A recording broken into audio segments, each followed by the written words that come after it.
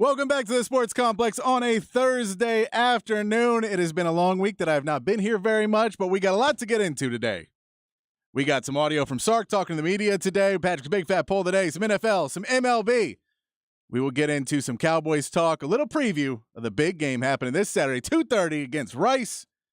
We'll get into tonight's games as well, and it's a special treat. Joining the show today from Hook 'em Up in the mornings, Aaron Hogue and Rob Babers are going to be live in location. You can go check them out at Lavaca Street Bar in the Domain, Rock Rose. You can go check them out. They'll be joining the show all show long.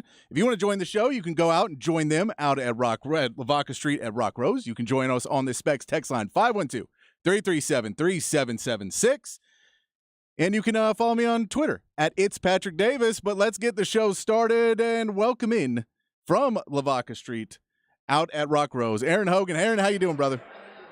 Good man. What a great spot. Love this Matt Lucky and his team right here in the Domain.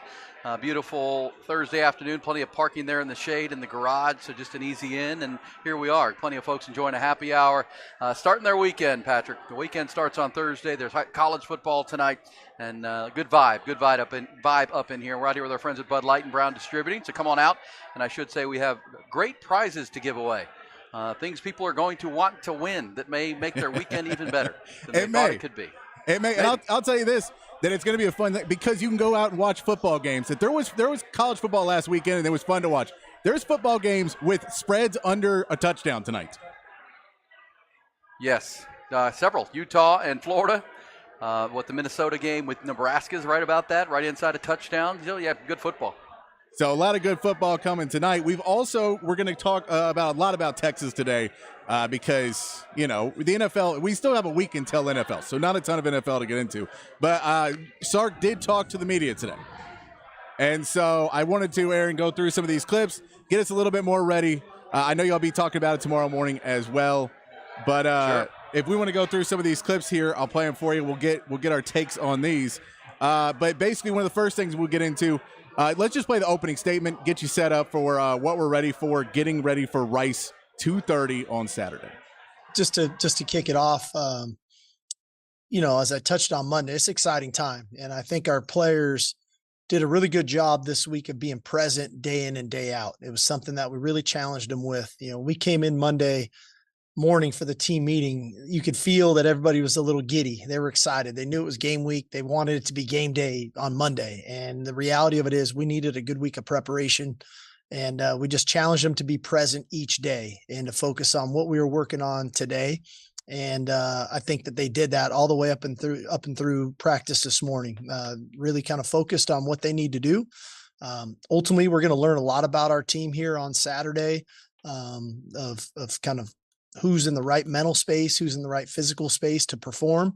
I think we have a pretty good understanding of some of the veterans, but I think there's a lot to be learned about for some of the new players that we're going to be counting on this season. So we're excited about it. We're excited for the season. I'm excited for our fans. I'm so excited for our students. I know we've sold a ton of student tickets for this ball game. And, I've been kind of banging this drum now for 3 years about making DKR one of the most hostile places to play in the country. And that starts with the energy that everybody provides from a fan perspective, from a student perspective, but also in our play. And if we can combine those two things, it should make for a difficult environment for us every Saturday. And that starts this Saturday at 2:30. So we looked there at what Sark had to say about basically, I think this is somewhat of a challenge to the team. This is somewhat a challenge to, hey, guys, we need you to step up to another level and be really focused, because one of the biggest things you're watching for in this whole game is pre-snap penalties. And you're really wondering if this team can get subs in and out and everybody can show up and play focused, because you're going to play a lot of these games this year that in the third and fourth quarter have been a problem for the past 2 seasons because focus dwindles and Sark doesn't call plays, and plays that should get 5 yards get 2, and all of a sudden you're punting the ball and a team's coming back on you. And on defense, you allow too many big plays. You allow third and longs to get picked up. He wants to see everybody come out for this Rice game. This feels like a game that if it goes Sark's way, should be a 70-point win for Texas. I don't know if it'll be 70, but it feels that way, doesn't it, Aaron? It does. I mean, this is what Texas is wanting to be, is an explosive offense. And Look, Sark's been confident about this team all off season and certainly through camp, and I don't think we hear anything different here. He's challenging them for sure to raise the bar even further and take it to the field. I mean, that's really what it's about, from the practice field, the practice habits, the veteran leadership, the senior leadership, and the team-led concept. And you got to take that to the football field. And as Sark has said before, put it in the dirt and launch a really exciting season for Texas football. But at the same time, that's been the challenge for Texas, getting up for opponents week by week and playing to a standard. And you got to play this game with Rice like you're going to play Alabama. You can't play anyone differently. Respect your opponent each and every week. Prepare for each opponent each and every week like they're Alabama. And that's when this group will reach the ceiling. Whatever its ceiling is, that's the way to reach it, is not play down to competition, not play up to competition. Just play to your standard, play to your bar. Yeah, and I mean, Sark's talked about that a lot in this preseason or during camp, was basically you have to play to a standard. We have to rebuild the standard at Texas. I know Jeff Howe asked about it on Monday of what is the standard at Texas now, and his response was basically it's about energy, it's about intensity, and he didn't want to say it's 10 wins and a Big 12 championship, but we know what that standard is, and to get there, he understands you have to have all these other pieces.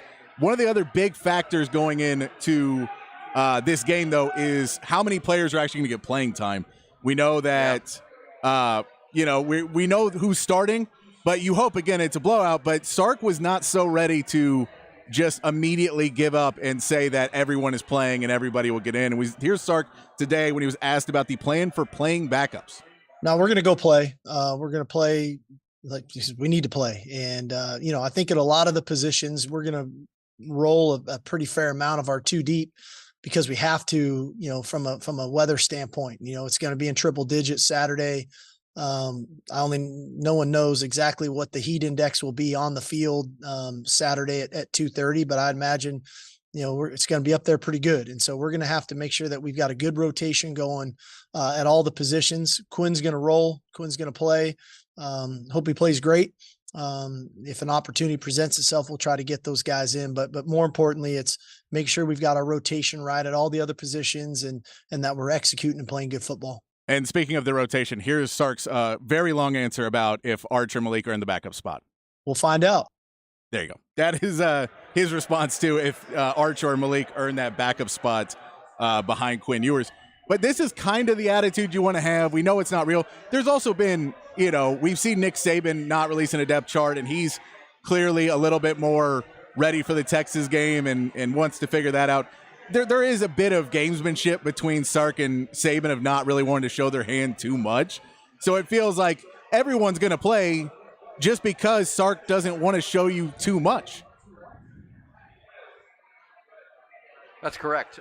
Both teams want to be as vanilla as possible, Patrick, and win with the vanilla ice cream, as we like to say, and just establish lines of scrimmage, show physicality, be sharp, right? No pre-snap penalties. Sark's talked a lot about that coming out of these scrimmages. He's been bothered by some pre-snap penalties, and we know Sark uses a lot of fly motion, and they want people moving.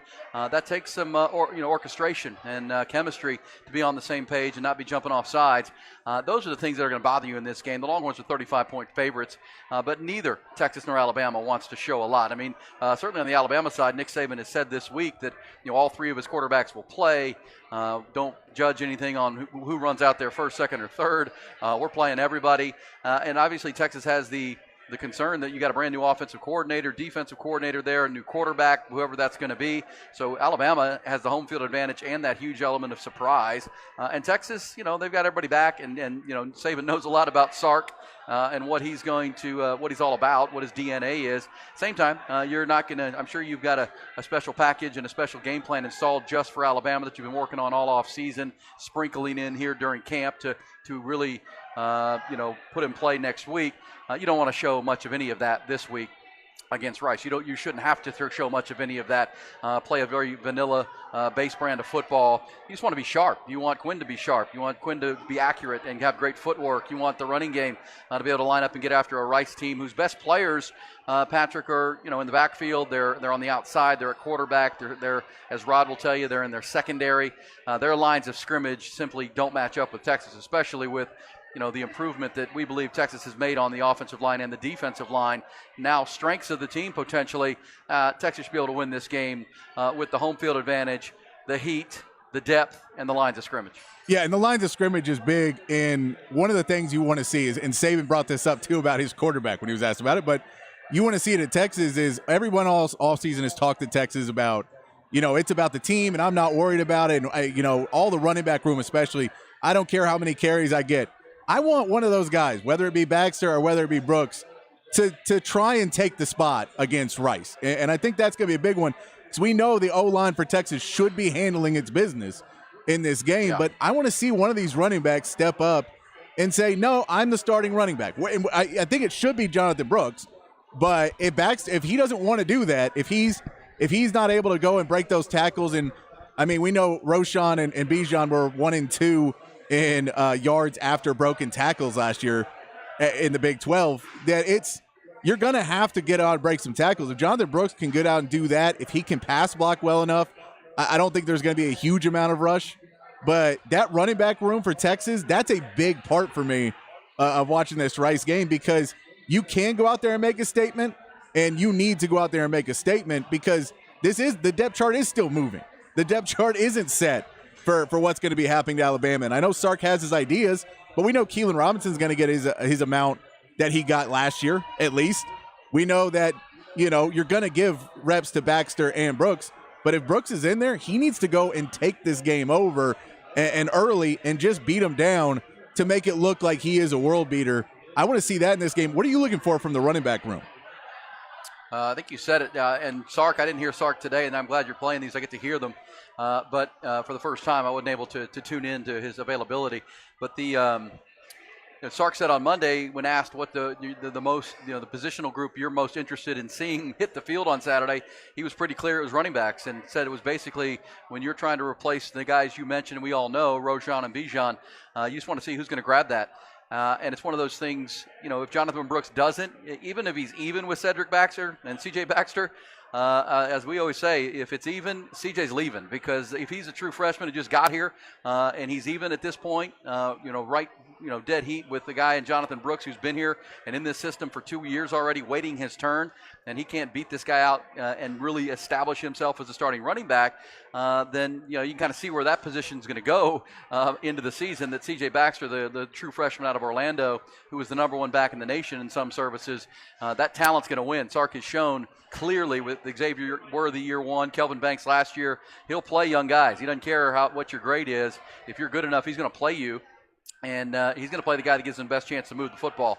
And as Rod would always tell you, and we always talk about with in the mornings, if it's even with a freshman and a junior, you got to go with the young guy who's got the higher ceiling, who can elevate. So Jonathan Brooks has had every chance to take this job. And if you remember, Patrick, Jonathan Brooks missed a lot of spring with an injury. They were very careful with him because he had gotten nicked up and had some surgery after the bowl game.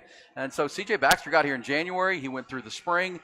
So if they're neck and neck, you can kind of expect that C.J. Baxter takes this position over as the year goes on. Because I do think to your point about Keelan Robinson, even Jaden Blue, they're kind of gadget backs, I think. Jaden Blue might surprise me. I don't know. We haven't seen him.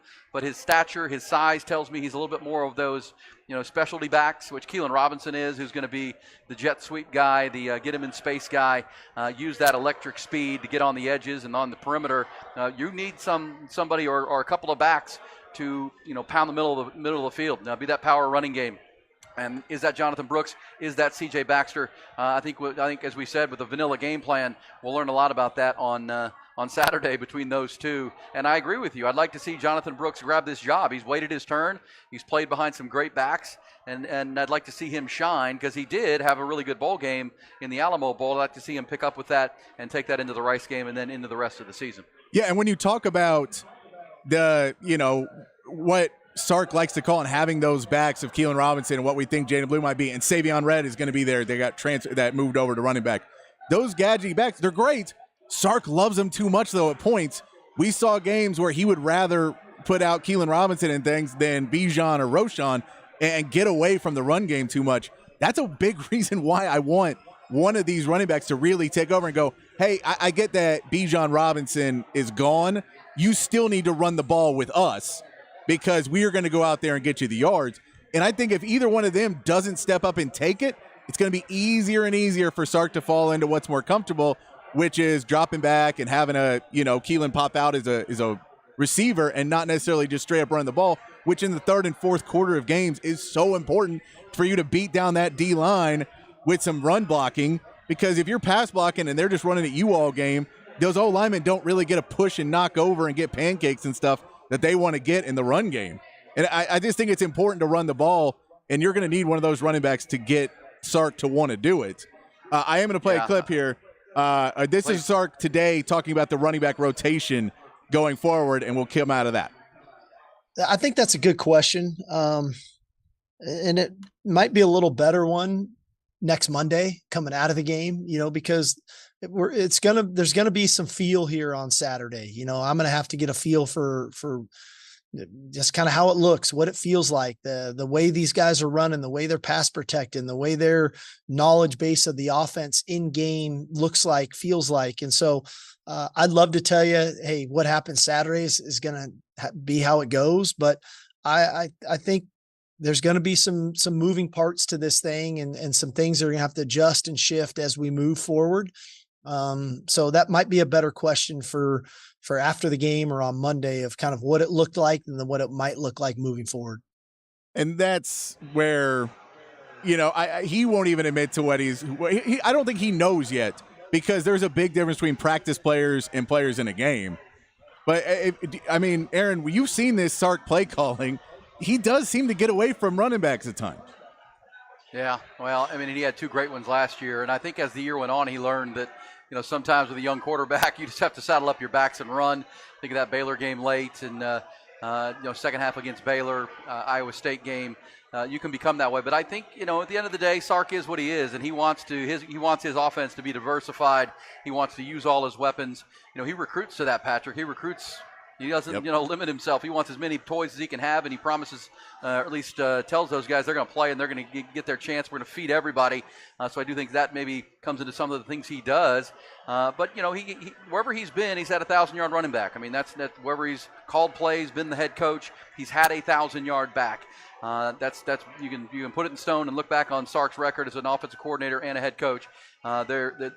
This may be different for him because he's talking like he's not sure who that 1,000-yard back is going to be. That's why I say this week is interesting to me because, is it Jonathan Brooks? Is it, as you said, when the lights come on and it's not practice anymore and it's 100,000 people plus, who steps up? Who becomes that guy that could become the feature running back? Because you're right about, Sark will sometimes want to use all the gadgets and all the toys, but I think at its core and at its base, he wants to have a lead back who can run between the tackles, and he didn't bring in Paul Christ as an advisor to work on the power run game, to not have a power running back who's going to establish that power run game to create play action opportunities and all the things he wants to do within his offense is to be as multiple as possible.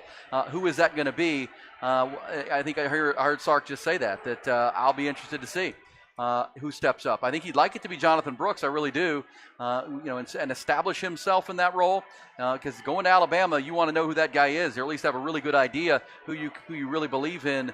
Because you're going to have to run the football to win on the road at Tuscaloosa. You're going to have to run between the tackles to win there against the Nick Saban defense. Who is that guy? Is it C.J. Baxter? Is it Jonathan Brooks? Is it both for a little bit as they try to feel this out? And that's the other part of Saturday, Patrick. It's going to be 100 degrees plus. Yeah. There are going to be a lot of guys play. They're not going to wear anybody down. No one's getting 25 or 30 carries individually. They're going to spread them out just to be as fresh as they can the following week. Same time, you do want to figure out who that player is. Yeah, and I think there's a huge part of it about trust. Of if it's a 3-point game and you're rushing over the middle and you have the ball and you're trying to keep it, and that Alabama is going in there and trying to strip the ball out of your young running back, who do you trust to put out there? And so who do you put in trust to, when they're lining up and overstacking a side of the ball to blitz? Who do you trust to not let Quinn Ewers get knocked out of the game and knocked out for 3 weeks again? Who do you trust when you got to go out and you got a little trick play and you need him to run that play action perfectly and then cut out and get open in the flat, and you need him to be able to match eyes with Quinn Ewers if he gets in trouble? All of those pieces is something he's kind of mentioned several times through the press availabilities. I don't think he's worried about either one of them necessarily first and second quarter running through the A gap, B gap, C gap. I don't think he's worried about that at all. I think he's much more worried about, can I put them in and they don't know what we're doing? They can't say, Jonathan Brooks is in. Okay, it's a run play. Or Jonathan Brooks is in. We know he likes to go this way. And I think he wants to see somebody that shows all of the abilities. And that's where you could see a few more passes to a Jonathan Brooks or Cedric Baxter to see if they can get out there and how he feels about it. I think a big play you're going to watch for is, especially with a Rice team that the secondary is pretty good at, but the linebacking core and the front seven is not necessarily there. So, are you going to have a CJ Baxter? Does he go too hard when he doesn't get brought down and starts waving the ball around? And even if it doesn't come out, does that ball wave around a little bit that next week that's a turnover? Exactly. And that's again, we keep saying it. That's really the key. I really don't think Steve Sarkisian wants to go into Alabama with the true freshman in the backfield. For pass protection reasons, for the pressure reasons. He just got here in January. I think he will if he feels like it's the best way to go. I don't know that he wants to do that. And that's where I think, as you said to start this, that Jonathan Brooks is a big factor in this game. Can he grab this thing? Can he show the trust? Can he explode through the hole when it's there? Because it's going to be there against Rice. Can he show the vision it's going to take? Because I do think you'd rather have a third-year player, an explosive third-year back out of Hollettsville on the road. He's been in those environments, whether he was playing a lot significant minutes or not. He's been there. He's been a part of it. He saw the Alabama game from the sidelines last year. He knows what that's going to be like, the speed of that game, the physicality of an Alabama team. That's the guy you really want. 24 needs to really be, grab this opportunity, because as I said a minute ago, if he doesn't and CJ Baxter maybe plays a little bit better or shows a little more explosion, that becomes a big decision he's got to make, not just the Alabama game but beyond, because I think those are your two best choices for the between the tackles physical runner. Yeah, and we know if Sark loves one thing, it is explosive plays. And we know that Jonathan Brooks had at least one last year. He had that big 70-yard run against Kansas. So there's something there.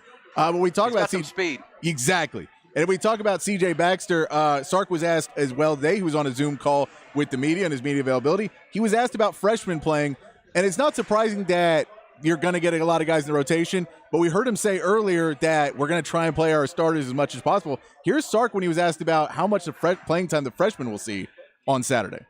Well, I think all the guys you just mentioned are going to play Saturday, and that they'll be out there, relatively early in the ball game. So, and that's not to mention a Jonte Cook. That's Leonga Lafau, another guy who's kind of stood out that way. DeAndre Moore out there. So I think we've got a good group of guys that are going to contribute on offense and defense. And then if you're doing that, then surely they're going to contribute on special teams. And so, we put a lot of pride in special teams, and I think these guys are earning their opportunities. Trey Wisner has been a guy that has done a nice job on teams as well. But ultimately, we brought these guys here to play, and that they earn their time when it's time for them to play. And all of those that you mentioned, I think will contribute that way. And so I'm excited for them, and there's other guys that are working through the process of developing their game. I always reference back to the JT Sanders conversation from a couple of years ago when you guys all kept asking me, what's wrong with JT Sanders? Why doesn't he play, or why is he not on defense? He was in a developmental stage of his career. And now we're reaping the benefits of the development that JT put in. So all of these freshmen are at different stages, but it's a good class. It's a competitive class. It's a physically gifted class. And I think these are guys that are going to play a lot of football for us, not only this year, but for years to come. And then the other side of that is the new rule, the fact that we get to play these guys, especially early in the season, and then not have to burn a red shirt. We need to get them out there, and we need to let them play to see, what does it look like? Because some of these guys are going to play better than maybe they practiced. And there's going to be a couple of them, unfortunately, that might not play quite as good as the way that they practice, but at least we know, and then we know what to work on. So we see there, everyone's going to play on Saturday. I mean, pretty much everyone's going to play. So it is going to be fun because this is a big rookie class for Sark. You want to see which one of these guys can come out and make an impact. And this is, you're not necessarily going to get playing time week 2. So maybe you got week 3 and then, you're either in the rotation or you're not. But for a Manny Muhammad and Anthony, those guys, it's big for them to, you get a big chance to move up in that depth chart right now. Agreed. Yeah, I mean, it feels like awards are becoming like bowl games. There's way too many of them, but there's a new award, the Sean Sean Alexander Freshman of the Year award or something like that that's Yes. out now. And I saw today where Texas has 4 Longhorns are on that list, the most of any team, with Jonte Cook and Anthony Hill and C.J. Baxter. There's one other, Manny Muhammad. Manny Muhammad's on that list. And so you got 4 true freshmen up for a watch list thing. But that just tells you how talented that class is. And as you heard Sark say, they're all going to play. They've earned that opportunity. And here we go. But you're right. I mean, to me, and Rod and I have talked about this a lot in the morning, Patrick, whatever we see on Saturday, it just needs to look crisp and clean and sharp. Well, whoever runs out there the best 11 on the following Saturday, that's what matters. I mean, those are the guys who are number one. Whatever the depth chart says, it's who runs out there number one against Alabama, because you're going to need your best 22. You may spare them out and sub them out for some depth issues, especially on D-line and some other places. But we'll know next week what the real depth chart is when they line up against Alabama. Yeah, that's one of those things about playing freshmen is it's all great, and there's no learning curve when you have to play in Alabama week 2. So you got to get out there. Yeah. All right, let's get over to Patrick's Big Fat Poll of the Day. Patrick's Big Fat Poll of the Day on the Horn. Join the conversation. 512-337-3776 is where you can join us on the Specs text line. Big Fat Poll of the Day today. I want to know, because we'll be out and about. The Horn will be out and about for the Longhorn game. But I want to know, where is your favorite place to watch a game? So tell us on the Specs text line if it's on your couch. Do you like going to a party? Do you like going to a bar like Lavaca Street, where Aaron Hogan and Rob Babers are right now? Do you like going to the game? I know personally, I may like to go to a party guy or on my couch. I'm not necessarily another place, but I want to know, because I want to poll people. I want to figure out how much people are getting out. Aaron, where do you normally like to watch a game? I'm a couch guy. I've got a nice front room where I can watch the game. I like to be able to kind of, especially a big game, whether like an Astros World Series game or a big Longhorn game. I like it. I like to be by myself. I like to watch the game and analyze. Maybe a couple people max. I don't need the big crowd thing. But if I have to be out, it would be at a party. That would be number 2. A place like Lavaca Street, where we've got 40 TV or 12 TVs that I can see right now. I like to watch a lot of games. If it's not one game that I'm completely zeroed in on, Patrick, I want to be able to see all the 2:30 games and all the noon games of the NFL. I like to see all of it at that once. So it's either out to watch a bunch of games, but if it's a huge one game, it's home.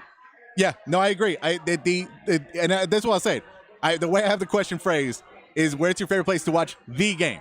So I'm asking you, when you're watching the game, because I agree with you. If I want to go watch games, if I'm going to watch games and they just go, hey, man, there's a bunch of good games on, but I don't really care, so I can keep an eye on everything and don't have to flip back and forth, I'm all about going out to a place like Lavaca Street. But that's what we wanted to know from you guys. 512-337-3776 is the Specs text line. Let us know there. We'll put up a poll on social media after the show so everybody can vote there. Right now, though, you can join Aaron Hogan, Rob Babers out at Lavaca Street. Aaron, tell them where you're at one more time before we go to break. Yeah, Lavaca Street on Rock Rose, right here inside the Domain. Just come on in, and good seats available. As I mentioned, TVs everywhere. Going to be good college football tonight. Our friends from Bud Light and Brown Distributing are here handing out some free beers and all that's going on. And they've got good giveaways, really good giveaways. If you're one that likes to go watch games live, you might want to come out tonight. I don't know. We'll see. Special prizes, apparently. But that's here. Neither near nor there. I don't know what the prizes are, but I've been told they're good. So come out. We're here till 7 o'clock, and then that Utah-Florida game will get cranked up. Should be a great place to start your college and pro football season. There you go, and go bother Aaron and Rod and go ask them all of your worries about Texas coming up. I don't think there's that many worries on Saturday, but we'll get them. We'll be back with more Aaron and Rod at Lavaca Street. Myself, Patrick Davis, here on the Sports Complex as we come back here on the Horn 101.9 AM 1260, the Horn FM app, and hornfm.com.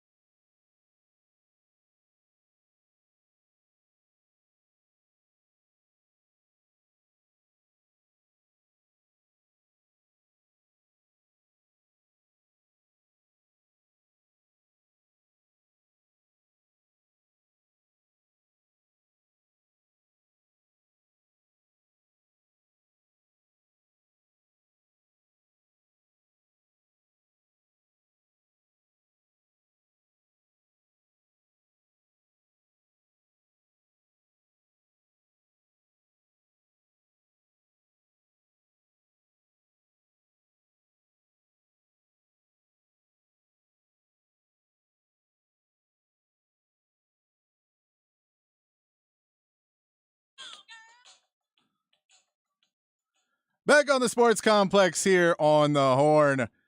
Being joined live from Lavaca Street. Aaron Hogan, Rod Babers, live out Lavaca Street. Rod, are you there now? I'm here, brother. I apologize for my tardiness. Honestly, I'm just spoiled, Patrick, because of my work schedule, even the one I have now in the morning show. I never have to really deal with traffic. Yeah. I always avoid it. Even when I was working, we was working together on Ball Don't Lie. Hey, man, I miss traffic. I miss it by like an hour and a half, an hour. Yeah. So my calculation of time that I thought I would have, I gave myself good 35, 40 minutes. I figured, 35, 40 minutes to get to the Domain from South Austin. Plenty of time. I'll be fine. Nope. I need about an hour 10. I need to add like 30 more minutes to it. Yeah. That's crazy. So I'm just saying, I apologize, but my time clock is all off, man. My traffic clock. No, I appreciate that because I'm going to be up at Round Rock Hyundai with Aaron tomorrow, and I'm trying to figure that one out because it's across town. Oh. I got to figure that one out. Yeah. I do. I know you've taken one of my piece of advice for road rage. Yes, because I think it leads to accidental racism. Yes. And you have a cure for accidental racism. Well, it's road rage, but it's do your best accent when you're yelling at somebody, and you'll eventually get to where you can't get mad because you feel it's so silly. But I'll tell you, Right. I have a new one that I've done in the car when I'm just That's driving. better than that one? No, it's just this is a bored by traffic and you're getting a bad mood because you're stuck in traffic. So it's not really even that's road rage. automatic. So this is it, which is put on Yacht Rock and then just be a hype man for Yacht Rock. It is one of the most fun things I found to do in the car. But if you're just if you're just listening to Michael McDonald and then repeating what he says back, but as a hype man. Like you're at a hype man at a hip hop show, except you're doing it for Yacht Rock. Yeah. Oh man, that would make you feel silly, and the whole point is the sillier you feel, Yes. that'll make you laugh at yourself and how silly you are. Yeah, like if you're listening to like Sarah Smile and then you're just like, ooh, yeah, that's a nice smile. And you just do that in the car. It's hard to stay. You're just like, yeah, this is ridiculous. And then people just look over in your car and wonder what you're doing.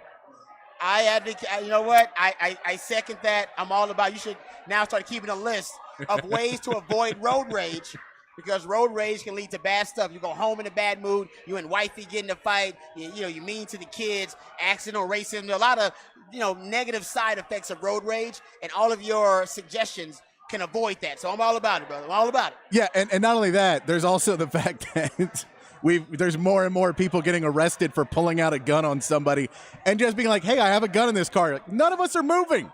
Stop doing that. Yeah, that's why you also want to avoid road rage, because you are actually living with some people who do not know how to control their anger and rage. Yes. And they don't really have constructive outlets for that, and you don't want to be one of them outlets.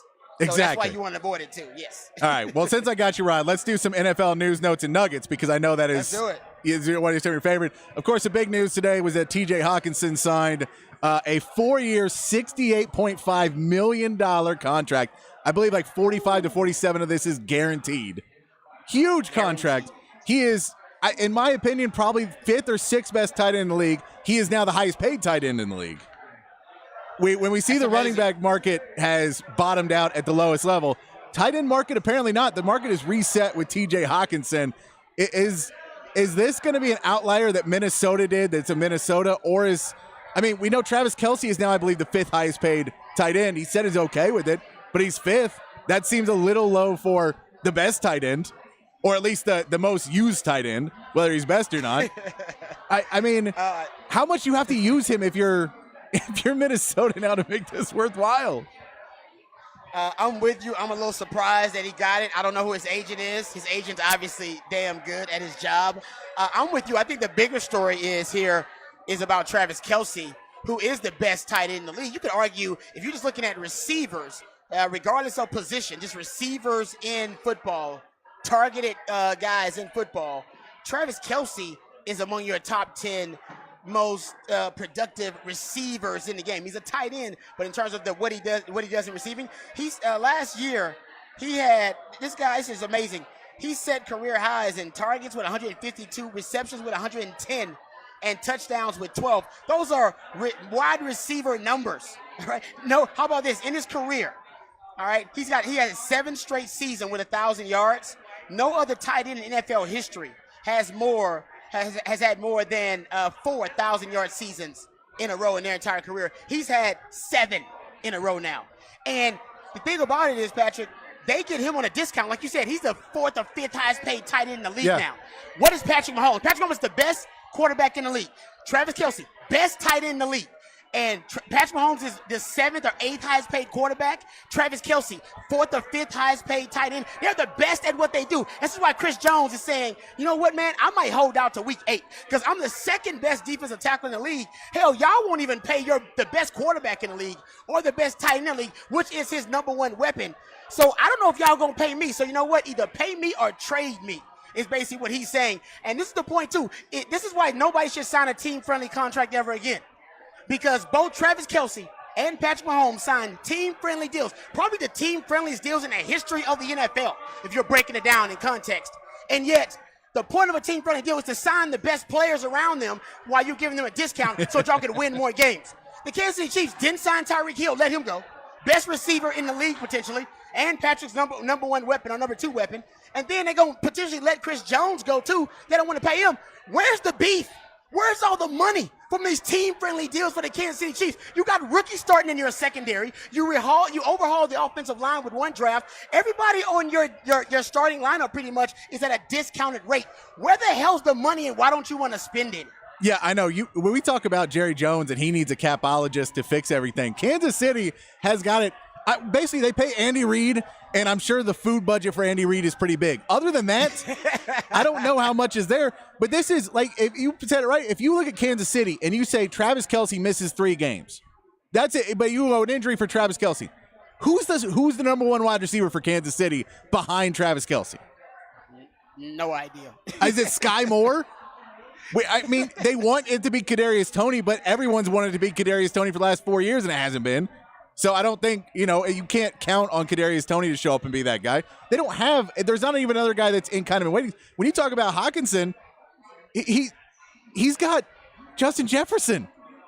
He has the best wide receiver in the league. That's true. He has the Good best point. wide receiver, and he's sitting behind him. And then they drafted Jordan Addison behind him. So they have 2 wide receivers better than Kansas City, and they're still paying him. If I was Justin Jefferson, that would worry me a bit. That he got all that money, because I'm like, they may not be trying to keep me. Because they may say, we'll pay the highest tight end, but we're not going to pay the highest wide receiver price. And that's what Justin Jefferson, we know they traded Diggs a few years ago because they didn't want to pay him. And now Diggs, there's rumors that he's just always unhappy. So that might have been part of it too, but that's great. He's always unhappy. There's no reason. They were just like, he held out a day. Why? He's not a happy guy. That's all you saw. But that would worry me if I was Justin Jefferson, this contract, because it could mean that Minnesota doesn't necessarily want to make me the richest wide receiver in the NFL because they're going to plan on having Jordan Addison, and then they've got TJ Hawkinson, and they may move on if they're not, especially if they regress this season like a lot of people are predicting them. I mean, what do you expect out of them? Because if they're not going for a title, it's really hard to then completely lock up everything onto a wide receiver with Kirk Cousins, who is a good enough quarterback, but if he's not going to lead you and you've got to pay him big money, at some point you have to cut the losses. It would worry me if I was Justin Jefferson. Oh man, that would be just general manager malpractice. if you let Justin Jefferson go because you want to invest in TJ Hawkinson at tight end. But that's a great point. They basically now, if you're Justin Jefferson, you got to love this situation because they're going to pay TJ Hawkinson that kind of money. Then what are they going to pay you when you're clearly the best wide receiver in the league coming off his rookie deal, and you've set records up until this point for a receiver through their first 3 years? I'm with you. Justin Jefferson's about to get paid a whole lot of money. It's interesting because now, Travis Kelce is making $14.3 million a year. TJ Hawkinson's deal pays him $17 million a year. I was just looking at the highest paid wide receivers in the league, so I want to do a little comparison for context. Basically, that $14 million that Travis Kelce is making, that would basically put he's ahead of Michael Gallup is behind him, and he's right in line with DeAndre Hopkins in terms of his average annual per year. But he's the best tight end in the league, and he's making that kind of money. Maybe you're right about them thinking, hey man, we could get discounted productivity because you got to pay top dollar for wide receiver. You're Yeah. going to pay him 30-something mil a year, whatever it is now, the going rate is. Yeah, if Jordan Addison comes out and plays well at all, it would not surprise me if they said, we can get a better deal and we can get him at a wide receiver 3 price. So we can kind of make this, we can piecemeal it together. And it's Minnesota. It's not a huge market team that tends to make splashy moves. Again, they traded Diggs away because he wanted to get paid. And Diggs is not the same talent as Jefferson, but people think very highly of him. It's an interesting thing. I mean, and when you look at some of the top paid tight ends, you look at Darren Waller, they don't have a number 1 wide receiver there. That's why he's making that money. Travis Kelce, he's the number 1 wide receiver there. Mark Andrews was the number 1 wide receiver in Baltimore. A lot of the top paid wide tight ends are because they're wide receiver 1. They may be trying to move that with Hockenson. It'll depend on what happens early in the season. Couple other notes. Great point. Let's Texans real quick. Juice Scruggs got put on the IR. So after Queensberry, the starting center that was going to be up for it against Juice Scruggs, gets put on the IR. Now Juice Scruggs is on the IR. He's going to miss at least 4 games. It's a hamstring, so it's not season ending. But these first 4 games, your only center on the lineup on your roster right now is the 6th-round pick, Jarrett Patterson from Notre Dame. Hey, that was a smart move to draft 2 centers in the same draft now, though. It seems that good now. But that was brilliant. This O-line, how bad Kenyon Green looked in preseason, with the injury to Titus Howard, and he's not – I don't know. Like, this is more and more that I get C.J. Stroud needs to be the starting quarterback, but it worries me to put him out there if this O-line is not remotely sound to go and they're just too beat up. Are you worried at all about putting C.J. Stroud, a guy who is much better sitting in the pocket than he is moving around? He showed in preseason when he sits back. Are you worried about that at all? No, it's a good point. I think this is why you saddle up Dameon Pierce, right? You got one of the best rookie running backs from last season. I'm with you. I think now a heavy dose of the running game is probably going to help protect C.J. Stroud. It's so crazy the bad luck of the Texans. We went into this season saying they had invested heavily in the offensive line. They signed all their foundational pieces, Titus Howard, Laremy Tunsil, who they still have access to, but now you have all these injuries piling up. Kenyon Green, now Juice Scruggs. They made a trade for the Arizona Cardinals kind of swing tackle. Yeah. He's a very versatile offensive lineman. Was it Josh Jones, I think it is? I think so. And they also made a trade with Pittsburgh for Kendrick Green, an interior lineman as well. Oh, hold up. They got a Kendrick Green and a Kenyon Green? And they both are going to play left guard. Oh, that's a joke somewhere. I just can't think of it. Yeah, right no, now. it's just now, but yeah, it's also so they have to have K-E-N-Y Green on one jersey, and then the K-E-N-D. It's like the right. It's like the Pouncey twins. Yeah, exactly. Right. You got to make sure you distinguish one from the other. But yeah, I'm with you. I think they run the ball, and don't forget they have Andrew Beck on that team. They have a fullback that's a legitimate fullback. They consider him a H-back, fullback, whatever. I think they may actually go with some 21 personnel, 2 backs with a fullback and a tight end, slow things down, and then run right at teams and simplify. So they could try to, they could try to protect C.J. Stroud in that way. Yeah, that's a good call on that one. One more before we got to get to break. Did you see that Matt Corral ended up on the Patriots? No, I didn't. Because Matt Corral was waived by the Panthers because they said, we're moving on. That pick was done. That pick that Matt Corral was picked with the Panthers, the Panthers traded with the Patriots to get that pick.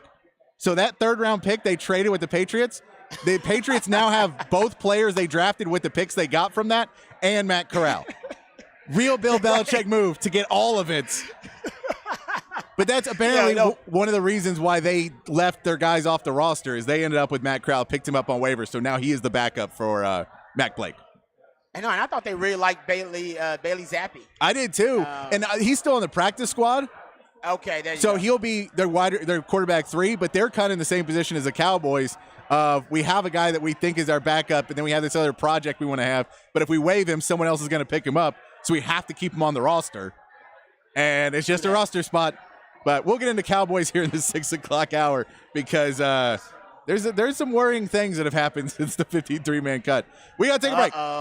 Rod Babers and Aaron Hogan are out at Lavaca Street in the Domain. Rod, tell them where you're at. Lavaca Street, Rock Rose location. That's what they call it. So come on out here and join us. Lots of Bud Light flowing. I got one in front of me right now, but I'm going to wait. I'm going to wait like 30 more minutes before I enjoy my Bud Light. So come on out here. We'll be out here till 6 o'clock, probably a little bit after that. There you go. All right, let's get to the break. It's the Sports Complex here on the Horn, 1019 AM 1260, the Horn app, and at hornfm.com.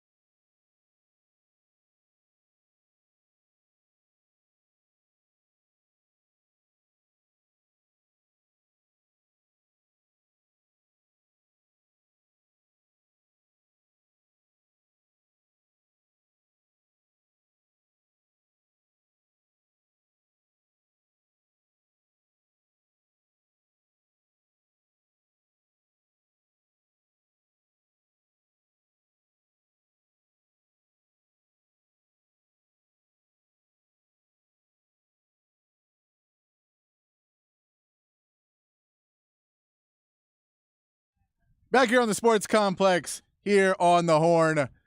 We got a little talk for you before we get you back out to Lavaca Street. We'll keep talking with Aaron Hogan and Rob Babers out at Lavaca Street at Rock Rose. We'll be back with them in the 6 o'clock hour. But let's get to some of your texts. Maybe you can join us on the Specs text line. 512-337-3776 is how you can join the Specs text line. The Patrick's Big Fat Poll of the day is, where is your favorite place to watch the game? So watching the game, not watching a bunch of games, watch the game. Are you a couch sitter? Do you like to go to the bar? Do you like to go to a party and get all your friends together? Do you like to go to the game? Where is it you like to go? We'll go read some of your texts real quick before we got to go back to another break. My outdoor living area from D Fry. Yeah, you know what? Outdoor, I'm all for. I've actually set up some TVs in my pool in the backyard. I got some TVs out there now, so I enjoy watching the games. Because it is too hot to just sit in the outdoor area in any other way unless it is already 9 or 10 at night, which then you have to have Pac-12 Network, which is only on like 3 different packages. You can't get it anywhere. It's fun trying to figure out who I know that has Pac-12 channel when I was Pac-12 Network when I was trying to watch that USC game on Saturday. Watch the game at Twin Peaks. That way, if it gets boring, if it's a route. I've never – look, guys, you're an adult. If you're not bringing kids with you, just escalate it to the big boy clubs. They'll have the game on there too, and the entertainment. The entertainment's not bad. Just telling you. Home for the big game. Look, I'm a home guy as well. I do like to have people over. I do enjoy having a few people to get pumped up for certain moments of the game, but I don't want to have too many people there. Oh, my favorite place is Q2. Oh, you didn't mean that game. My bad. Yeah, no, you look, Q2 is awesome. I've been there once. I sat up right by where the screen is. I got to look over the whole overview. But again, it's very hot out there. It's very hot. We got to take another break. Keep sending those in. 512-337-3776 is the Specs text line. Keep sending those in. We're going to go back out to Lavaca Street, catch back up with Aaron Hogan and Rob Babers at Lavaca Street out at the Rock Rose. We'll get back with that and more Sports Complex, talking some more Texas football, talking some Dallas Cowboys, a little bit of the games tonight, a little preview of tonight's games, all coming up here on the Sports Complex, 1019 AM 1260, the Horn app, and at hornfm.com.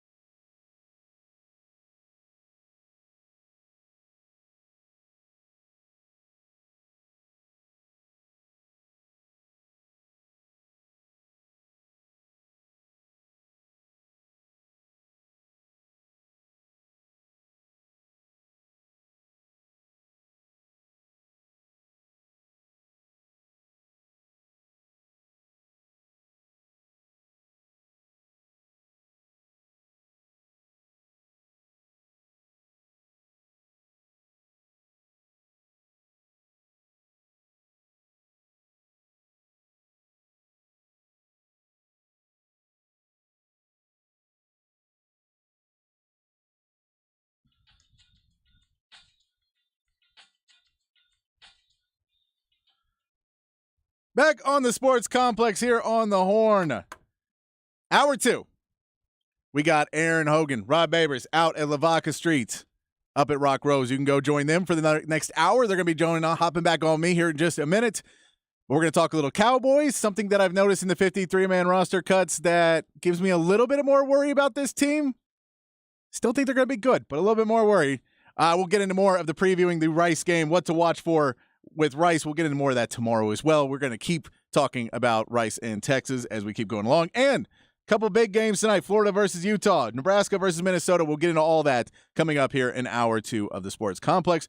Well, let's go back over to Rock Rose. Let's go back to Lavaca Street and see how the guys are doing out there. Is the party still jumping out at Lavaca Street out there? Oh, man, you can already hear it. Matter of fact, the party is actually starting to escalate just a little bit. Got some of the old school day ones. My man, Lil Kev came out. He's in the house kicking it. So we got a lot of folks coming out, man, having a good time. So we appreciate everybody who's coming out. We'll be out here, of course, till about 7, hell, maybe even after that. Coming out, lots of Bud Light flowing out here at Lavaca Street Bar, the Rock Rose location. And I forgot, actually, how cool it is up at this spot. I hadn't been out the Domain for a minute. So if you want to get away from traffic, maybe you're tired of traffic. I was in it for a little bit, and we understand the road rage that can happen from that. You want to avoid that. One of the solutions, the remedy, maybe to just park. And if you're in the neighborhood, come on out here to the Domain, the Lavaca Street Bar, the Rock Rose location. Yeah, go out there and get a couple drinks. Enjoy some college football that is happening tonight. That is going to be a lot of fun. I do want to get into some Cowboys real quick because this is something that when I was looking at after all the roster cuts and, the Cowboys, first of all, that they end up carrying 3 quarterbacks because we just said, they make the trade for Trey Lance. He's not ready to be a backup quarterback, but you have to keep him on the roster because if you cut him, someone else is clearly going to pick him up out of waivers, so you have to keep him. Then you decide you're not going to keep Malik Davis, but you do end up keeping Lou Epke, so you have a fullback, so you have 4 tailbacks now on your roster. You do carry full 3 tight ends, so you have a lot of guys, which means you have to take some off in other places. And what's weird is this feels like Mike McCarthy, through the entire offseason, seemed like he kind of took a back seat to Dan Quinn in this defense and let the defense sign the free agents. He let them get the money. He let them draft. Everything seemed to be going to the defense. And then on the 53-man cut, he said, I need all my guys. And the Cowboys now have 4 linebackers on that roster, one of which said earlier this offseason that he was no longer a linebacker and he's an edge rusher, and Micah Parsons. So they only have 4, and then they cut Jabril Cox. He says, screw you, Dallas, and goes to Washington and joins their practice squad. So he's not even on their practice squad anymore. They have Malik Jefferson is on their practice squad. They are one injury away from that running back core being a real big problem. Does that worry you at all, or does Dan Quinn have the safety help that it won't matter as much? Yeah, I think the Cowboys are moving toward playing more sub packages. That basically means more DBs on the field. I agree with you. I actually looked at, because they consider Micah Parsons to be an edge rusher, and so does he, even though they said they're going to move him around. So in reality, to me, they got 3.5 linebackers because Marquise Bell, who they moved from safety to linebacker, is a Dan Quinn kind of pet project. So I'm with you. I actually was concerned about that too. I think they only really have, Harper, Damone Clark, and Leighton Vander Esch as their linebackers. But like I said, I think they want to play more sub packages. Nobody plays more 3 safety lineups than the Cowboys. About 40% of their defense are what they call big nickel, big dime. That's 3 safeties with your nickel packages and your dime packages, 5 and 6 DBs. And they play about the 6th most dime packages. That's 6 DBs in the NFL. And think about how deep they are at DB right now. And think about how many DBs they kept, right? I believe, if I'm not mistaken, they end up keeping 7 corners. And if I'm not mistaken, it's either 5 or 6 safeties. I mean, they kept a lot of defensive backs. So if that's the case, I think that means they're going to play more dime package, more 6 DBs. They were 6 last year and playing 6 DBs. You may see more of that because of the versatility of a guy like J-Ron Kearse. They trust Donovan Wilson coming down into the box too. And Dan Quinn loves versatile guys. He can move around the chessboard. So I'm with you. That is a concern, but I think they're going to manufacture depth with the scheme that Dan Quinn has defensively. Yeah, and I think there's going to be a lot of things this defense still does extremely well, but we knew they had problems last year with that interior D line and run and stopping the run. And that's why they trade for Hankins. That's why they draft Mozzie Smith. But it feels like when they drafted Mozzie Smith, they're saying, okay, well, that solves that problem. But if you're playing in a division where the Eagles went to trade for more running backs, you have Saquon Barkley. You know that Brian Robinson and Antonio Gibson, they're going to try and run the ball. I know it's Commander, so it's not as much. But you're playing against, if you say 4 games against a Philadelphia running team and Jalen Hurts and all of that, and then you throw in Saquon Barkley, it feels like if that D-line, if Mozzie Smith isn't ready to be the game changer yet, which he could get there, but at the beginning of the season, this seems dangerous to not really – it seems like it could be a problem of stopping – all of those, getting people off the field on 3rd and short. Basically, it seems, I know the safeties can play a lot of other things, but stopping a running back from getting those 2 extra yards, it's nice to have a bigger guy to do it. And it pushes Micah Parsons, as much your edge rusher, if they're just running up the middle, Micah Parsons has to step back more, which means you can audible. And it just seems like something that, like a lot of these issues, we know Mike McCarthy on offense. The way it's set up right now with the running backs, with the tight ends, it looks like he's going to have a lot of different packages he's going to be throwing out there with different lineups and different guys out there. I on the defense, I don't know if you have that many options now because of the depth. Yeah, I think with DeMarvion and Overshown going down, I think that really hurt Dan Quinn's plans. There's no question they really loved him. And with Mozzie Smith, you really can't predict or really count on his development. You have to, that's like found money. Yeah. You can't say, we drafted this guy in the 1st round. He's going to be the solution to our interior rush defensive issues. That's not necessarily the case. First of all, you better hope and pray Jonathan Hankins stays healthy. By the way, Jonathan Hankins last year, I'll give you the stat. The rushing yards allowed per rushing yards that was allowed with Jonathan Hankins on the field per rush, 3.67. Rushing yards allowed without Jonathan Hankins on the field per rush, 4.53 yards allowed per rush without him on the field. So that's a huge difference. That's damn near close to a yard difference.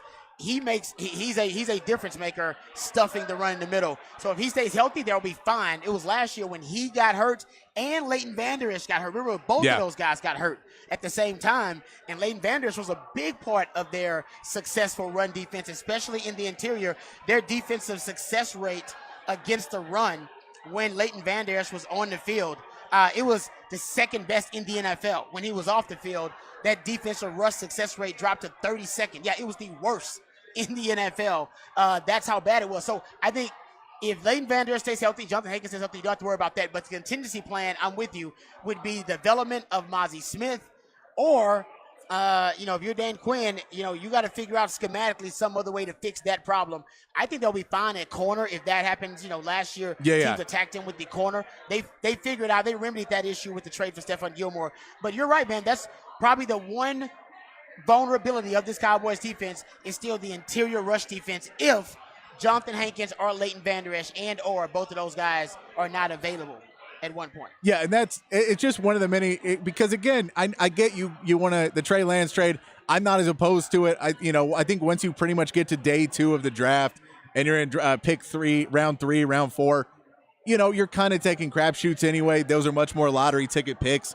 You're not necessarily getting a ton of guys that are necessarily going to be top tier talent. So I get it. Like, look, they trade away a 2nd round pick. They cut a 3rd round pick in Jabril Cox. You don't win all those picks. So I'm fine with the Trey Lance trade. It just, the timing of it, meaning you had to keep 3 quarterbacks, became more of a problem there. I don't get why you're keeping Luepke. I get he wants to make it Kuhn. I just don't think you have the option to do it. I think you have to I get that the problem was you didn't sign another running back. So now you have to have 4 because you don't have 2. And like, that's what it seems like is, well, we don't have 2 guys that can run the ball up the middle and can pass block and can do all this. So we'll put more guys on the bench and then maybe that'll throw them off. That's what it looks like. I think they need to figure out running back, and hopefully they'll be able to figure out running back in the first 3 or 4 games, and they can then not carry 4 running backs on this roster. Yeah, I'll admit, I thought they would do more to address running back in the offseason and the draft. That did not happen. And in free agency did not happen. Even after the cuts. Remember we talked about it, Pat? Yeah. Like, well, after all the teams make their cuts, the waiver wire Cowboys will find a solution.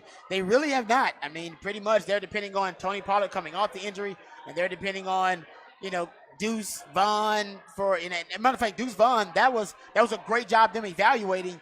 And I think they're going to have packages for Deuce Vaughn. I put money on it. So this is what I'm calling it. I'm calling it the small package, where you put in Deuce Vaughn and Kevontae Turpin, and you have two of the smallest guys, but you have to then guard everybody else on the field, and if either of those guys gets in space, it's 15 yards minimum.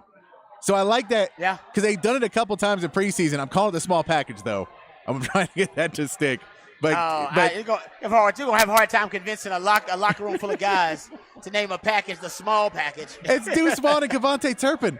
They're combined I know. they're combined shorter than a basketball hoop. No, I'm with you. No, but I think they will have a package of sorts for Deuce Vaughn. But yeah, the Cowboys really see. This is why I love the Cowboys. Because we follow them and they give us a lot of storylines. So I love the Cowboys. Even the Trey Lance trade, which by the way I supported fully. But there are some times where they rely too much on hope and faith. Oh, 100%. As a football organization, they hope and they have faith that the running back position will work itself out. And it's like, no, I need you to put contingency plans in place. And they didn't do that. So if it comes back to bite them, Patrick, and maybe even linebackers like that too, if it comes back to bite them, they got nobody to blame but themselves. No, Jerry Jones is like a parent who just keeps saying his kid's in a phase. It's like, no, it's not a phase, Jerry. Right. This is a problem. Needs to be addressed. It needs to be addressed. He got kicked out of school. You're homeschooling him now, Jerry. No, it's just a phase. Right? It's just a phase. Jerry, it's Mike McCarthy he's running this team in the ground. No, it's a phase. He'll get figured out. Phase. No, at running back. It's a phase at running back. Tony Pollard will be able to carry the ball 40 times a game. Why wouldn't that be a problem?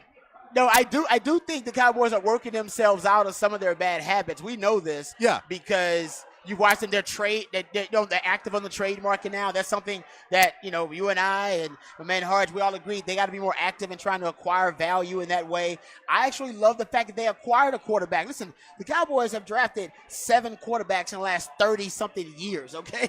Like, they just don't acquire quarterbacks, and that's a bad move. You look at Philly. Philly has swung and missed and hit home runs with more quarterbacks in the last 10 years than the Cowboys have drafted probably in the last 30 years. Considering they swung and missed with Carson Wentz, drafted a Super Bowl MVP in Nick Foles, and now they got Jalen Hurts they drafted in the second round. And look at the 49ers, same thing, right? They traded Trey Lance because they've admitted their mistake with Trey Lance, but that's because they drafted Brock Purdy in the 7th round as Mr. Irrelevant. You have to draft quarterbacks more.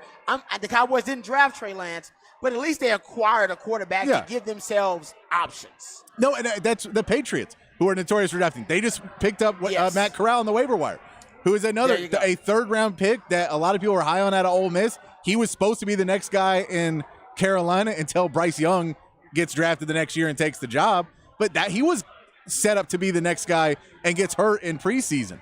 But that's like those teams that do that tend to not have as much quarterback problems. I know Patriots did last year, but that was more because they had the defensive coordinator and a special teams coach calling plays on the offense, which I still don't get. But since we have you, Rod, let's talk a little bit about Texas and Rice. Let's do it.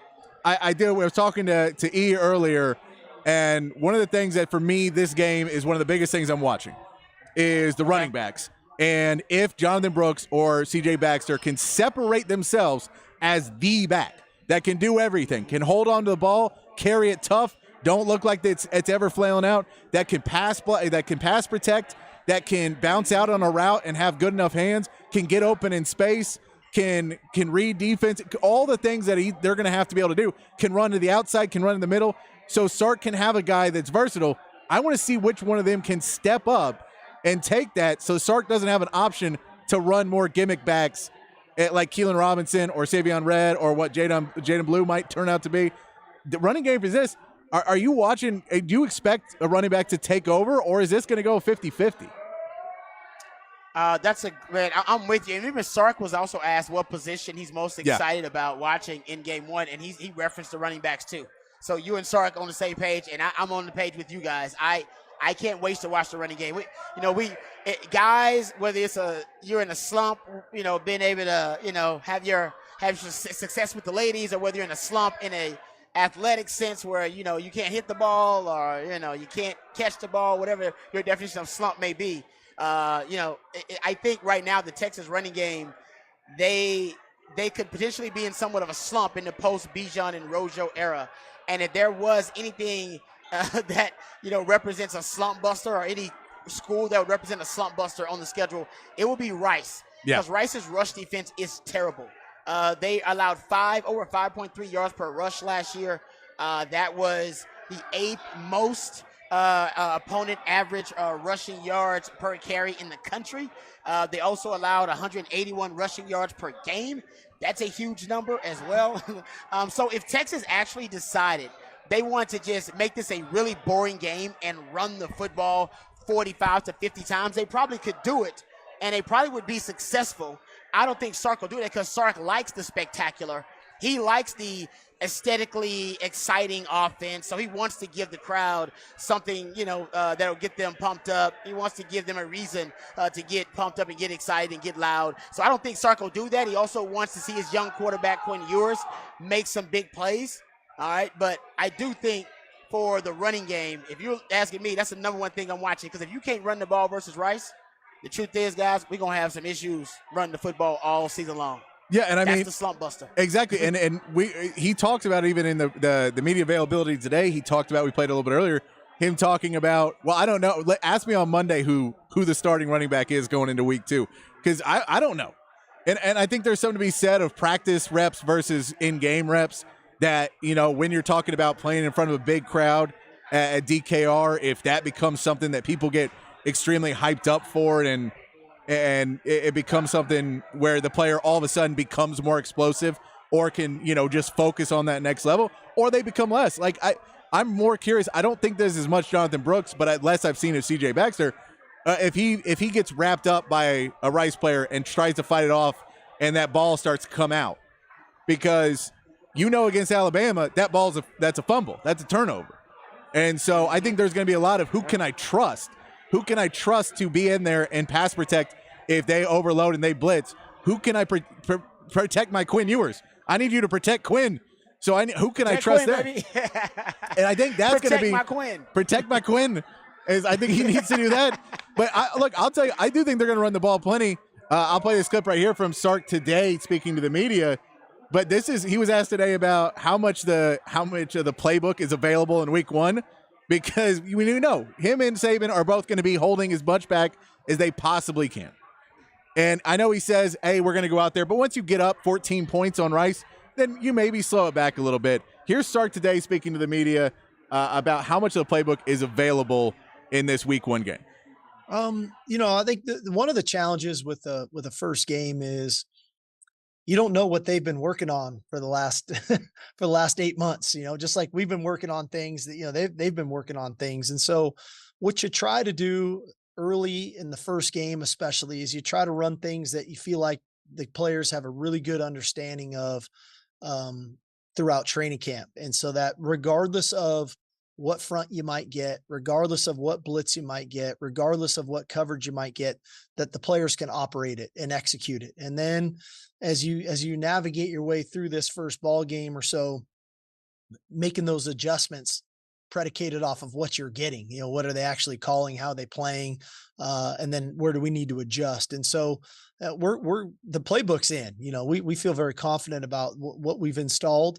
I think we have a good plan going into the game to put our players in a really good position to be successful. But quite frankly, we're going to have to make some adjustments Saturday once this ball gets kicked off, predicated on how Rice is trying to play us. So that would tell me don't expect too many different packages and sets and formations. It seems like we know these and we can run them 6 different ways. So we're going to try a couple different things, but I don't think he's going to pull too much out of the playbook before Alabama. No, it's two trains of thought, right? You either throw everything at Rice and force Alabama to have to prepare for every possible scenario in the allotment of time that they're allowed to practice in the week, which is Not you don't have a lot of. You got a certain amount of hours that you're allowed to practice, and you got to be really strategic and judicial if you're a coach about exactly what you're going to put in practice sessions and in practice periods. So you either throw a ton of them, way more information they could possibly digest in a week, or you're really vanilla and they only have a small, minuscule sample size of information to work with. Now, the truth is for Texas, you got all of last year and then the year before that. That's the one thing working against you in your continuity, right? Continuity is good for Texas, but also means I got 2 years of sample size to work with. I mean, y'all see Rod Beast knows if y'all want a game plan on how to stop Texas, I can give it to you because I've been watching every damn game. And they got like 8 Rod Beasts in a dark room, all right, who are former coaches like Charlie Strong, by the way, in a dark room doing exactly what I did, watching every game, every tendency, every trend, every pattern, and tracking them all and saying, this is what they do really well, this is what they don't do really well, this is what they do in this situation. So if you're Sark, that works against you. And by the way, you have none of that on Bama. No. Because they got Tommy Reese, a brand new OC. They got a quarterback you have no idea what's going to be. Brand new DC. You have no idea how Alabama's going to look schematically. No, and I mean, all you're going off of is it's always in poker, right? They say you either play the hand or you play the man. And if you're Sark, you can't play the hand because you don't really know what kind of hand Nick Saban and Alabama have because of all the new coaches. You can play the man because you know Nick Saban. You've been with Nick Saban. You've hung out with him, went to dinner with him. You know how he thinks about football. So you got to play the man. And by the way, Nick Saban's going to be doing the same thing to you because he knows your scheme and your players, but he also knows you. So he can play the hand and play the man. That's the advantage he has in the matchup. Yeah, and I mean, that's the other part is, there's no Will Anderson over there either, which was last year, hey, man, let's try and stop Will Anderson and then build off the rest of the D-line on that. Will Anderson's gone, so now, all right, where are they attacking on the defensive end? And for Texas on a Saturday at Rince Rice, I imagine you're not going to see a lot of blitzing either because you want to see how much organic pressure you can get and see, all right, which of our linemen needs help to get off and which of our D linemen needs help to get to the quarterback and who's able to push this subpar O-line around. Agreed. I agree with that. Yeah, and then look, this is going to be one more thing I'll tell you. It's going to be who runs the deep routes. Who's running the most deep routes? It's not even who catches it or if they're thrown to them, but is it Jonte Cook? Is it all Adonai Mitchell? Is it all, is it Xavier Worthy still running 40% of them? Or which is Niblet out there? Which one of them is it that's going to get out there? By the way, are y'all on the page of it's Adonai Mitchell now? Oh, yeah, he did say that. I heard him actually correct everybody. Adonai, right? Yes, he says, I get that not everybody's going to do it, but when it's on TV, and I'm going to count us into TV, that he prefers to be called Adonai because that's his name. So I'm trying to make the point to do it. He should have said something cooler like, all right, y'all can call me AD until I score, a certain amount of touchdowns. Then everybody's got to call me Adonai. Yeah. From that point on, you know what I mean? Yeah, I don't think he was that clever on it. You could tell, but I guess somebody tipped off the staff that he wanted to be asked it because it was the last question. And then he was like, you know what? Thanks for saying that. But I prefer to be called Adonai. It might have been his mom or daddy because Craig Way would always say that he would get emails and calls from moms and dads like, hey, quit calling my son this, call him this. And Craig Way would be like, I'm just calling him what he told me to call him. You never know. Mom and daddy like it different. They named him. But, hey, his mama could name him Clay. I'm going to call him Clay. You know what I mean? That kind of thing. No, look, we all call him Patrick Mahomes now. Come on. Because mom said, don't call him Pat Mahomes. Don't call him Pat, man. Don't do it. All right, we got to take another break. Rod Babers, Aaron Hogan are out at Lavaca Street, Rock Rose. Tell them about where you're at, Rod. We're out in Lavaca Street, Rock Rose, having a great time. We'll be out here till 7 officially, but something tells me we might be hanging out for the after party. It's a great crew out here, great vibe, great energy out here. So come on out if you want to come out and hang out for happy hour. Plenty of that, plenty of Bud Light flowing. That's the beautiful thing. So come on out and have a good time at the Lavaca Street Bar, the Rock Rose location in the Domain. There you go. Rod Babers, Aaron Hogan coming back with us here on the Sports Complex on the Horn, 101.9 AM 1260, the Horn app, and at hornfm.com.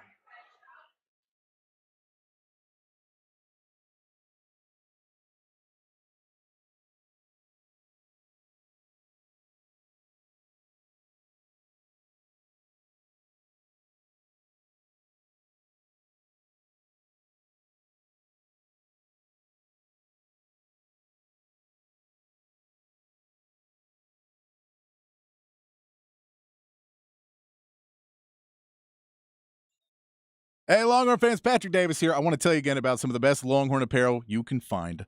I've found it. You can find it too, and you can find it at the University of Texas Co-op. It's the 40 Acres Collection. It offers exclusive and custom design apparel for the whole family. I cannot wait to wear mine this Saturday. Gonna get ready for some Texas football. Get mine. It's limited edition. It's on trend. It's fashion, performance, luxury apparel. It's wicking SPF 50, easy care, and it's gear that gives back. 40 Acres has made a financial commitment to the University of Texas Co-op Course Materials Scholarship, giving free course materials to Longhorn students. Every penny of profit from the co-op goes directly to course material scholarships, and the co-op thanks 40 Acres for expanding scholarships this academic year. So get on by the University of Texas Co-op, get geared up with the new 2024 collection of 40 Acres apparel, get good looking like I'm going to be on Saturday, feeling good, looking good. You can do it too. 40 Acres collection. You can get it at the University of Texas Co-op. Get it now. Hook 'em.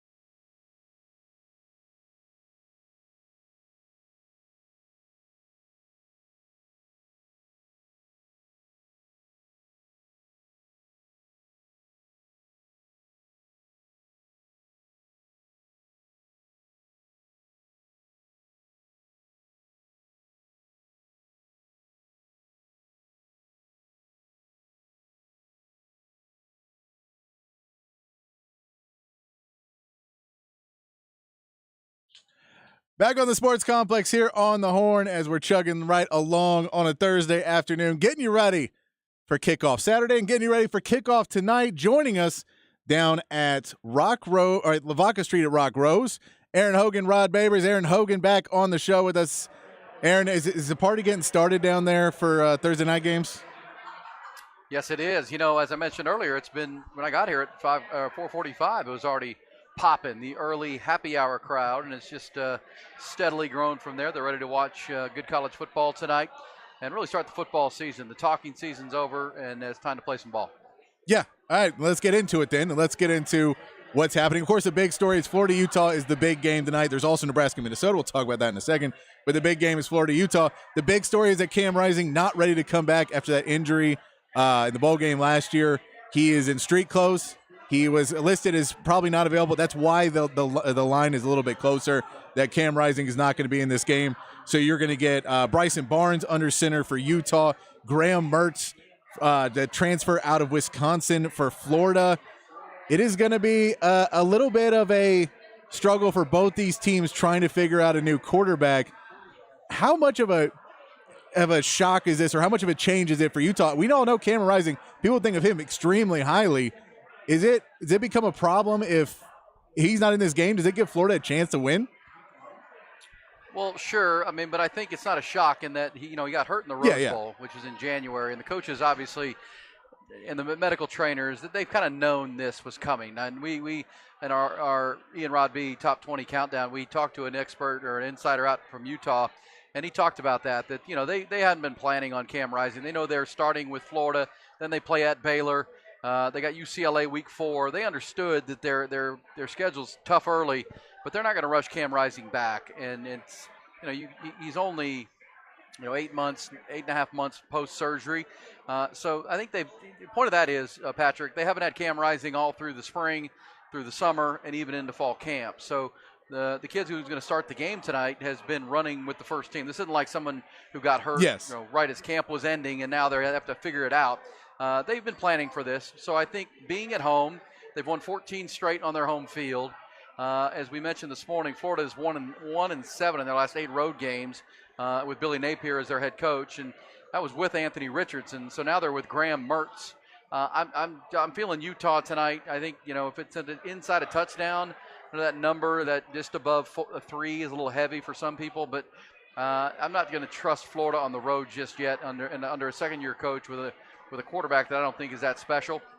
And Utah's just their overall program and their overall, winning culture being at home. That's a real tough place to play in Salt Lake. That's why I say the 14-game win streak, they don't lose there very often. They beat USC there last year. They're fine when they're at home. They're a different team on the road, but at home I think they're a tough out, even with a backup quarterback. But again, it's a quarterback who's been running QB1 for the last 8 months. So I feel like Utah tonight is the side. Yeah, and I'll throw you another thing for Florida when they're not good on the road. They also had to leave a day early. They left on Tuesday to get to Utah because they were worried about the hurricane coming in. So they spent the night in Dallas on Tuesday night and then went Dallas to Utah on Wednesday. So had 2 travel days on the way to get there, which can't help you that much. When you're 2 travel days means 2 days of not practicing or it's not prepping, and that wasn't something they could plan for. They just had to hightail it out of there. So I'm sure that wasn't ideal for Billy Napier. When you're doing your week of install and final reps and final prep, and you don't get to do that because you're on airplanes and a hurricane's coming. That's out of your control, but it even further buoys my opinion that Utah will win this game by a touchdown or more. Yeah, I believe so too. I think the bigger question is going to be, is Utah's defense able to really slow down Florida and stop it, or does Graham Mertz look a little bit better because this Utah defense isn't elite? The offense is what's supposed to be a much better part about this Utah team. But I think this is it's not an easy win for Utah because, again, I think this defense could give up some scores, especially later in the game as you kind of get let down a little bit and the emotions come down a little bit. But I still think Utah walks away with this. We've also gotten go ahead. Let me also add, Patrick, to that, a challenging week travel-wise for Florida, missing some practice days. And then people forget at Salt Lake, you're playing at altitude. So you're, I don't even know what the exact altitude is, but you're up in the air there. And so fourth quarters can become challenging for a road team coming from sea level. That has been one of the reasons they've been so good at home is they dominate third and fourth quarters, and teams run out of gas. Swamp level. Swamp level, yeah. Swamp level to mountain level in Salt Lake. That crowd's great. That home crowd. I mean, there's a reason Kyle Whittingham established that program as a power program, and obviously they're heading to the Big 12 after this year. I think they're just a real quality program playing at home, and I didn't even know about the hurricane stuff until you mentioned it. Makes perfect sense. That's a disruption. Coaches freak out about week ones anyhow, Rod Babers, and now I got to fly out a day early. Oh man, I got to go to Dallas and wait a day. Then I got to fly to Utah. That's just for young people and nightmares, distractions all over the place. The coaches are all nervous. Variables you can't account for as a coach. Oh yeah, I'm with you. Doing walkthroughs in hotels where you just have to rent out, and then all right, guys, move the table and we'll have a walkthrough right here. Exactly. Like even food is a nightmare. You go on the road, you're like, okay, somebody's got to find meals for 130 something people, staff and players. Oh, it could be crazy. Yeah, it's one of those things. If you were, like Notre Dame going to Ireland, you've been planning on that all off season. Yeah. You know it's coming. This thing was, thrust upon them by Mother Nature, and man, I like Utah tonight. I said that several times. I agree with you. You're further convincing me, which means Florida will win because of the Sex Panther pick of the night. You know what I mean? Nebraska and Minnesota also tonight. Minnesota a 7.5 point favorite. Last I saw, it is the beginning of the Matt Rule era for Nebraska. Is he able to start it off with a win and an upset? Yeah. I have no opinion. That means, it's like when you ask somebody, is she hot? And then it's crickets and everybody's great personality. Great personality. If it takes you that long to answer, then she is not hot. So I guess we are not expecting Matt Rule to win his opener. But I think it's because I don't trust their quarterback yet. I think Matt Rule is actually going to do a decent job there. I mean, Nebraska's struggling with a lot in terms of their identity as a program. They don't have a recruiting base right now. Matt Rule can remedy a lot of those things, but I think it's going to take time. And to expect him to do that already, I'm not saying they can't pull off the upset. I just don't see it. No, well, I'll say this: that at Temple and then at Baylor, right, where he did such a great job. Oh man! By historic turnarounds. By year three at Baylor, he went 11-3. By year 3 at Temple, he was 10-4. Yep. But in the first year at Temple, he was 2-10. First year at Baylor, he was 1-11. It takes a while. It takes a minute. So he's one of those that's going to establish his culture, piss off some people, run off some people. He's going to do it his way. I'll take Minnesota tonight. Yep. Yeah, agreed. I like that as well. And this is the Rod, if the Seinfeld reference of.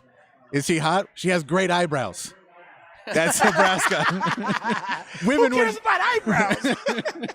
Yeah. In Nebraska, they're now saying, hey, we're excited about this game, but are they playing volleyball? Exactly. There you go. That's the eyebrows right there. How about the volleyball record we just set here? Women would kill for her eyebrows. Yeah. Y'all would kill for our volleyball program right now. It's amazing. Yeah, I think there's going to be a lot of running in this game. I would take the over on running. Sean Taylor from Minnesota is averaged 147 yards a game at Western Michigan last year. Jeff Sims can run as a quarterback for Nebraska. I think they're just going to run the ball a ton and not even try. It just seems like that type of game, but I got Minnesota going as well. We got to take one more break. Aaron and Rod are out of Lavaca Street. They'll tell you where they're at when we come back. Wrap things up here on the Sports Complex, 101.9 AM 1260, the Horn app, and hornfm.com.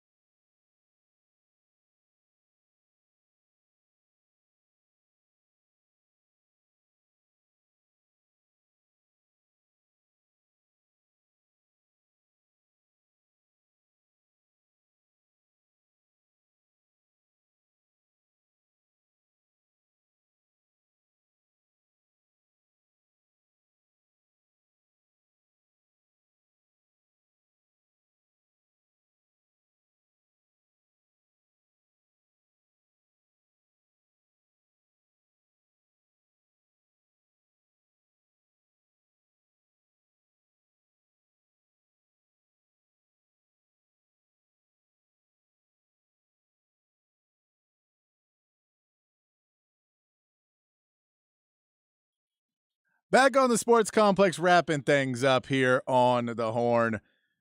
We got our buddies, Aaron Hogan, Rob Babers. They are out at Lavaca Street at Rock Rose. It is last call for us on the show. It is not last call at Lavaca Street, is it? Oh, no way, man. Oh, man, We got a long just way getting to started. That happens. Yeah, man, I think it's happy hour still at Lavaca Street Bar here at the Rock Road. So come on out here. Lots of Bud Light flowing. And by the way, Rob, good times is going the as well. Hook'em burnt orange Bud Light cans, the tall Yes. aluminum cans They and look the like burnt orange, commemorative. looking good. Looking yeah. good. He's got the old UT helmet. Looks like your helmet, Rod. Oh, yeah. You can put those. That's just decorative. Yeah, You just decorative. put those up. It's just decorations when you're having a UT That's right. watch party or something like That's right. That's right. that. So come on out. We'll be out here. And they have a to good the end of the giveaway show. tonight. I can't say what it is. It's a good Oh. giveaway. There's stuff being given away. It may change your plans middle of the afternoon on Saturday. I don't know. Free 99. Free 99. Free 9. Best price. Best price you can get. Free 99. There you go. You have plans for Saturday. It may change. Ooh. It You may win. change. Come Here. on now.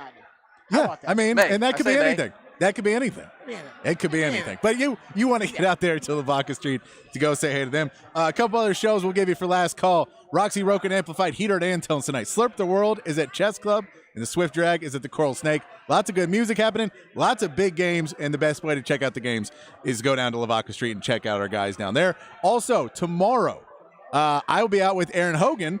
We will be out at Round Rock Hyundai from 5 to 7 doing the show together out there. So you can come out and join us. All the information on that at hornfm.com. Nice. Are you guys for tonight? Is this just is it getting ready for college football? Is this the first game that's going to be fun to watch? We get a fun game to watch tonight. We didn't really get one. I guess that UTEP game was kind of fun. It was annoying, but it was fun. Are we going to get a fun game to watch tonight?